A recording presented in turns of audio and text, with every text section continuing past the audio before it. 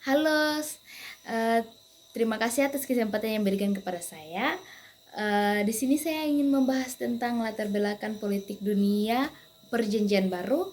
Yang dilihat dari sini adalah pembahasan ini adalah proses hidup dalam kurun waktu tertentu, seperti perkembangan dan eh, pertumbuhan Kristiani awal. Jadi untuk itu sebelum saya memulai, perkenalkan nama saya Sofia Farni Ubun, eh, asal kampus SDPK Santo Yohanes Rasul Jayapura, prodi PKK semester 2. Tujuan saya membuat video ini untuk pengampu hasil ujian akhir. Untuk itu izinkanlah saya untuk memulai. Yang pertama, yang di sini kita ada membahas 4 pokok yang penting. Yang pertama itu kekuasaan Yunani dari Alexander Agung sampai Antiochus 4 Epiphanes. Yang berikut latar belakang ekonomi dunia perjanjian baru. Yang berikut latar belakang sosial dan agama dan perjanjian baru. Yang terakhir itu struktur 27 karangan perjanjian baru. Yang itu kita mulai dari yang pertama, yaitu kekuasaan dari Alexander Agung sampai Antiochus 4 Epiphanes, yaitu yang pertama itu pada saat itu sejak penaklukan Alexander Agung pada abad ke-4 sebelum Masehi, wilayah Palestina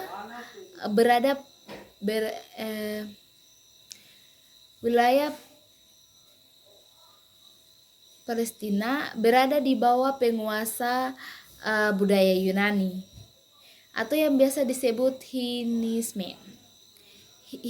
Helenisme. Jadi pada saat itu Alexander lahir di Pela, ibu kota Makedonia, pada tahun 356 sebelum Masehi. Ia adalah putra dari Raja Filipus II dan Ratu Olimpias. Yang dididik oleh filsuf terkenal yaitu Aristoteles, yang membentuk niatnya pada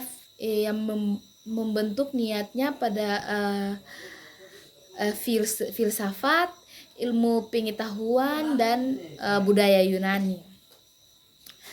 Pada usianya yang ke-20, ayahnya pada abad 336 sebelum Masehi, setelah filsuf dua dibunuh pada tahun itu, Alexander Agung naik tahta sebagai raja Makedonia. Jadi pada saat itu ia terkenal karena ekspansi militernya yang sangat luar biasa. Jadi pada waktu itu dalam waktu 10 tahun ia menaklukkan beberapa wilayah, yaitu kekasaran itu kota Alexandria, yaitu wilayah Mesopotamia hingga India Barat Laut. Jadi setelah penaklukan Alexander Agung pada 336 sampai 32 sebelum Masehi, wilayah Yunani pada saat itu ia menyebarkan budaya, bahasa dan pemikiran Yunani di seluruh wilayah yang ia taklukkan. Yang ia berada, ia menyebarkan seluruhnya. Setelah itu ia wafat. Jadi pada saat itu kekuasaannya terpecah dan Palestina jatuh di tangan dinasti Seleucus. Jadi kenapa terpecah? Karena pada saat itu dia tidak meninggalkan keturunan. Dia tidak memiliki keturunan sebagai tidak meninggalkan pewaris untuk mewarisi tatanya. Jadi tatanya itu terpecah belah. Jadi pada saat itu di bawah Raja Antiochus IV Epiphanes pada 175 sampai 164 sebelum Masehi terjadi tekanan keras terhadap agama Yahudi. Jadi pada saat itu praktik agama dilarang dan Bait Allah di Yerusalem dinodai untuk menyembah dewa Zeus. Hal ini memicu perlawanan besar-besaran. Yang berikut itu perbedaan pemberontakan Mekabe di dinastik Hasmonea, yaitu pada saat itu di bawah pimpinan Matahias dan putranya Yudas Makabe. Bahasa Yahudi memberontak. Jadi mereka berhasil merebut kembali Yerusalem dan menyucikan Bait Allah pada tahun 165 sebelum Masehi. Jadi mereka berjuang berlanjut sehingga dinasti ini memberikan kemerdekaan politik dan agama bagi bangsa Yahudi. Jadi meskipun tidak berlangsung lama, jadi meskipun mereka sudah berjuang tetapi tidak berlangsung lama. Yang berikut kekuasaan Romawi, yaitu sekitar tahun 63 sebelum Masehi, Romawi menaklukkan Palestina dan menjadikannya wilayah takluan. Jadi pada saat itu pemerintahan berjalan melalui gubernur dan raja bawahannya. Jadi gubernur ini seperti Herodes Agung ya. Namun jadi walaupun Herodes ini memerintah wilayah tertentu, tapi yang memegang kendali semua itu adalah di tangan Roma, Kekaisaran Romawi. Jadi di sini ada beberapa kaisar penting yang mempengaruhi masa perjanjian baru, yaitu yang pertama itu Agustus. Jadi Agustus ini pada masa 27 sebelum Masehi sampai 14 Masehi itu ia memerintah ke seluruh penduduk membawa pada masa pemerintahannya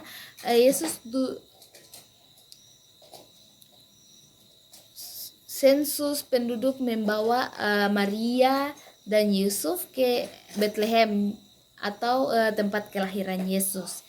Yang berikut Tiberius atau pada masa 14 sampai 37 Masehi, di mana masa pelayanan Yesus dan pembaptisan oleh Yohanes Pembaptis. Yang berikut Caligula. Caligula ini pada masa 370 sampai 41 Masehi. Ia memicu ketegangan karena ia ingin patung dirinya didirikan di Bait Allah. Sedangkan Claudius, yang berikut Claudius itu pada masa 41 sampai 54 Masehi, ia melarang orang Yahudi tinggal di Roma. Sedangkan Nero pada masa 54 sampai 68 Masehi, ia memulai penganiaya besar terhadap orang Kristen, orang Kristen. Yang berikut Vespasianus pada masa 81 sampai 96 Masehi, ia melanjutkan penganiayaan terhadap orang Kristen. Jadi ia melanjutkan apa yang sudah dibuat oleh Nero. Yang berikut itu Domitianus, itu pada 81 sampai 96 masih ia melanjutkan penganiayaan terhadap umat Kristen. Jadi dia juga melanjutkan penganiayaannya. Yang berikut itu Trajanus ini pada 98 sampai 117 Masehi, ia memperketat tekanan balik politik dan agama. Yang berikut kita masuk pada latar belakang ekonomi dunia perjanjian baru, yaitu yang pertama sistem pajak. Jadi pada masa itu sistem pajak Romawi menjadi beberapa bagian menjadi beban berat bagi rakyat Palestina. Jadi ada beberapa pembagian pajak. Yang pertama itu untuk kaisar, yang berikut bait Allah, yang berikut penguasa lokal, terus serta penguasa tidak resmi dan korupsi. Jadi selain mereka memberi kepada kaisar, bait Allah, mereka pula mengambil kelebihan keuntungan dari situ juga. Jadi pajak ini dilangsungkan untuk membiayai tentara,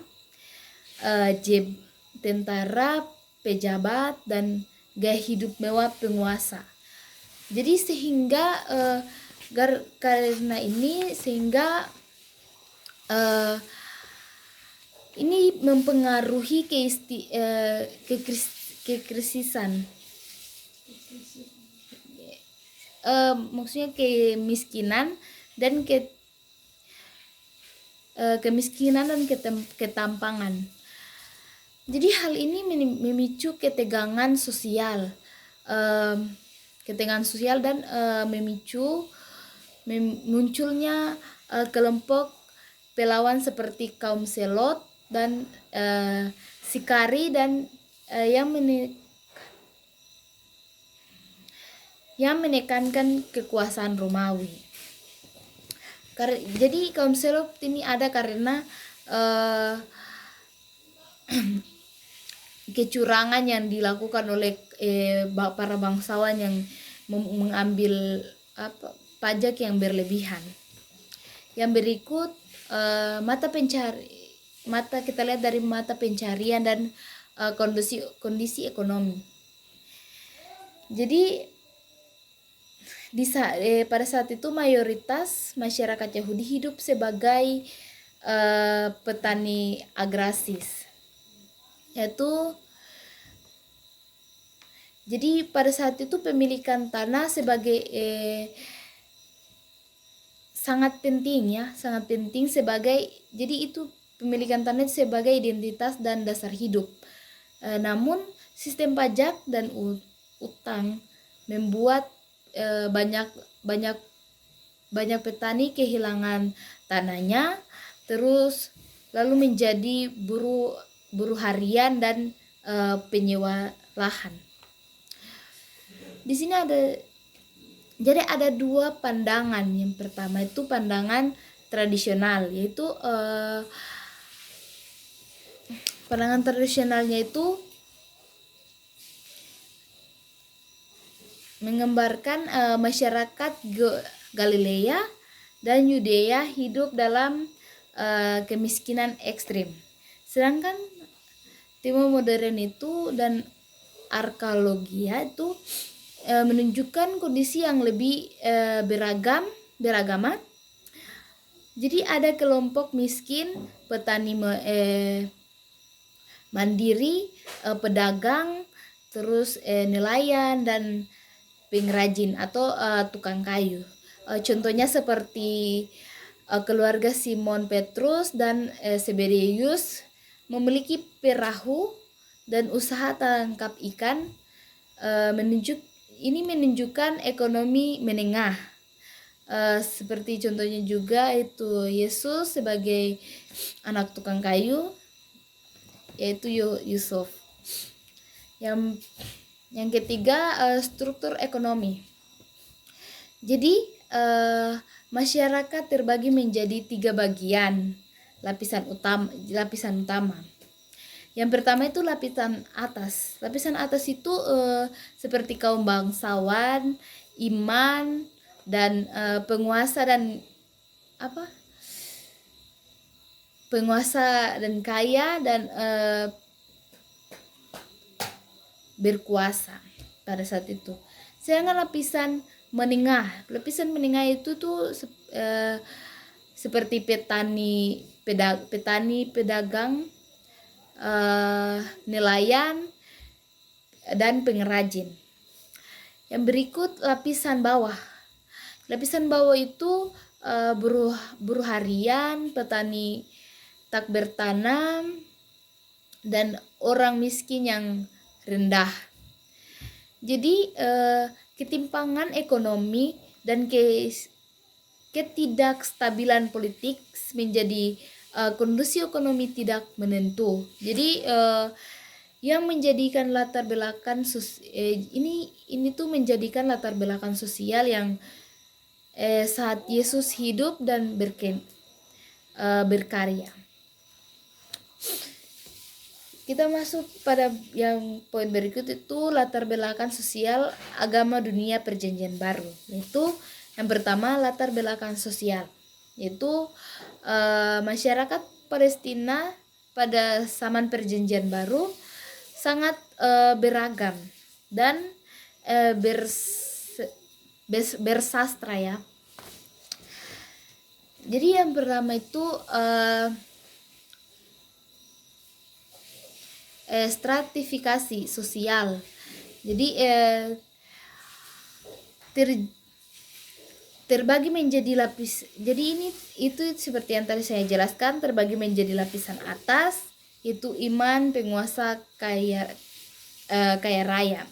Sedangkan lapisan bawah itu lapisan menengah itu pedagang, pengrajin, petani mandiri, dan lapisan bawah itu petani tak bertani, ya, buruh dan orang miskin, budak. Jadi ketimpangan ini sangat tajam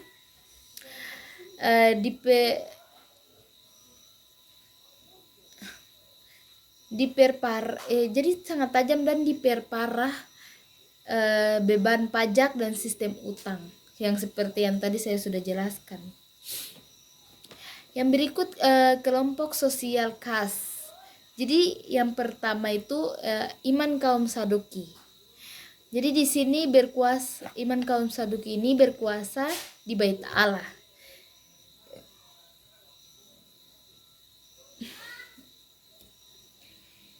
Bekerja sama dengan dia bekerja sama dengan Romawi, hanya menerima kitab Taurat.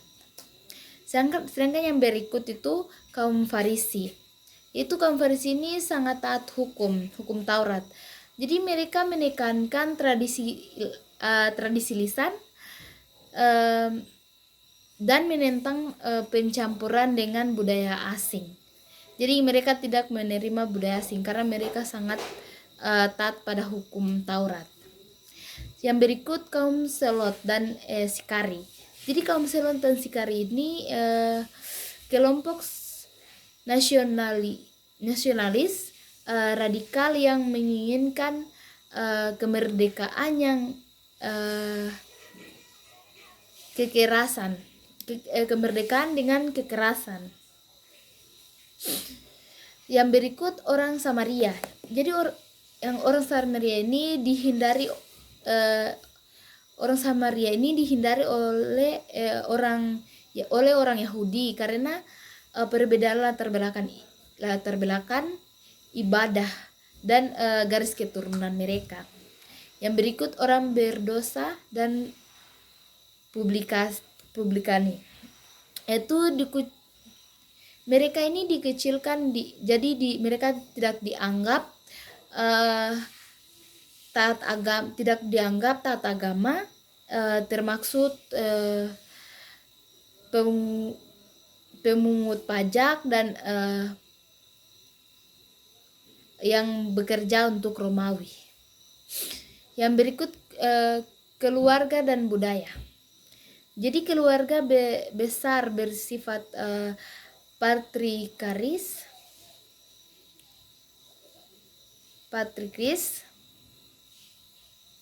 Jadi di sini itu peran perempuan berbatas. Jadi kehormatan dan kesucian hukum Taurat sangat dijunjung tinggi pada saat itu. Yang berikut latar belakang agama. Itu di sini tuh agama Yahudi menjadi identitas utama masyarakat pada saat itu. Yang pertama itu pusat ibadah. Jadi Bait Allah di Yerusalem adalah pusat penyembahan kurban dan ibadah dan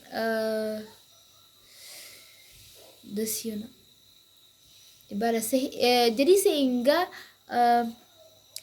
sehingga berfungsi sebagai tempat pengajaran Taurat di daerah. Yang berikut hukum Taurat. Hukum Taurat ini menjadi pedoman hidup sehari-hari dan memicu ibadah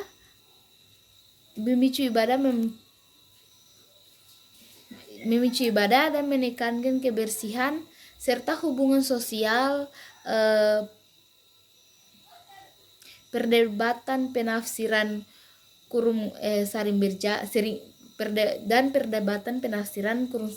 terus sering berjalan. Yang berikut harapan Mesias. Jadi banyak yang menantikan sosok penyelamat yang akan membebaskan bangsa dari penjajahan Romawi dan memulihkan kerajaan Israel. Jadi mereka dari dulu sampai sekarang masih menantikan harapan Mesias. Yang berikut aliran keagamaan. Jadi perbedaan penafsiran jadi pada perbedaan penafsiran ini menimbulkan aliran perbedaan, jadi menjadi Saduki itu mereka tidak percaya pada kebangkitan, dan Farisi ini percaya akan roh dan kebangkitan. Sedangkan kaum Eseni ini mereka menyendiri di padang gurun. Yang berikut pengaruh budaya Yunani, yaitu ada ketegangan yang pada saat itu ingin mempertahankan kemurnian agama yang ingin mempertahankan budaya yang kemurnian agama dan yang terbuka terhadap budaya asing. Yang berikut itu struktur 27 karangan Perjanjian Baru, yaitu yang pertama tulisan narasis, yaitu terdiri dari 4 Injil dan Kisah Para Rasul. Yaitu yang pertama Injil sinoptik, yang di dalamnya ada Injil Matius, Markus, dan Lukas. Yaitu Injil sinoptik ini memiliki banyak kesamaan isi, yaitu alur dan bahasa.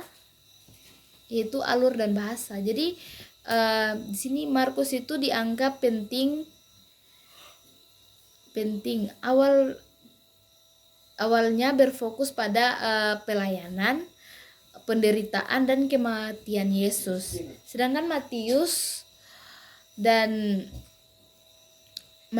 Lukas melengkapi dengan kisah kelahiran dan silsilah, serta menyesuaikan pesan untuk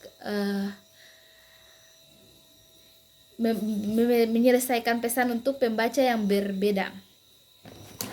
Yang berikut Injil Yohanes. Injil Yohanes ini berbeda gaya dan sudut pandangnya, yaitu menekankan Yesus sebagai firman yang menjadi manusia dengan tanda-tanda ajaib dan khotbah yang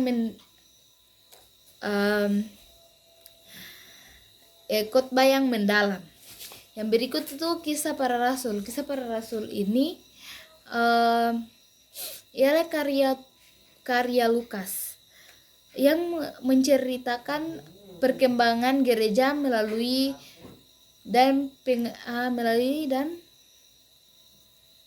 pengembaraan Injil Yerusalem pengembangan Injil Yerusalem hingga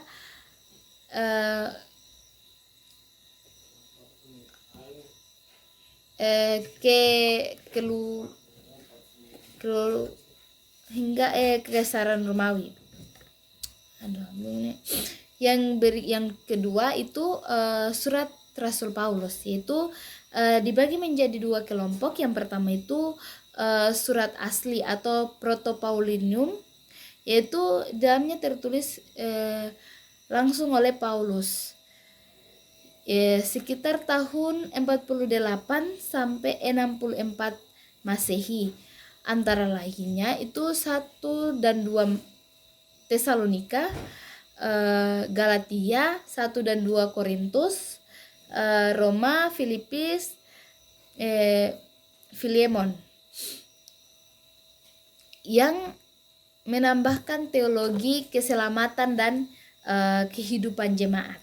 Yang berikut, yang kedua itu surat yang diragukan atau De Telo Paulinum, yaitu ditulis oleh pengikutnya, yaitu pengikutnya setelah Paulus wafat atas namanya Mesias. Misalnya Efesus, Kolose, 1 dan 2 Timotius, Titus, yang berisi pengajuan